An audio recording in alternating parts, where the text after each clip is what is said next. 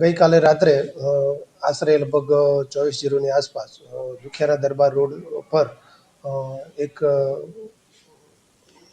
મારુતિ કારના ડ્રાઈવરે એક મોટરસાઇકલ સાથે એક્સિડન્ટ કરેલ અને એને જ્યારે ઊભા રહ્યા હતા બધા તો થોડા લોકો ભેગા થઈ ગયેલા અને જોયેલ તો નશાની હાલતમાં હોય એમ જણાય આવેલ, જેથી તાત્કાલિક પોલીસ પહોંચી ગયેલી અને એના ઉપર કેસ કરી અને કાયદેસરની કાર્યવાહી કરેલ છે.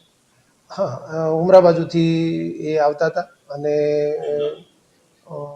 પોતે મૂળ જુનાગઢના રહેવાસી છે અને અહીંયા સુરતમાં રહે છે, હાલ આવ જાવ કરે છે. દુખિયાના દરબાર રોડ પરથી પસાર થતા આ એક્સિડન્ટ બનેલ છે.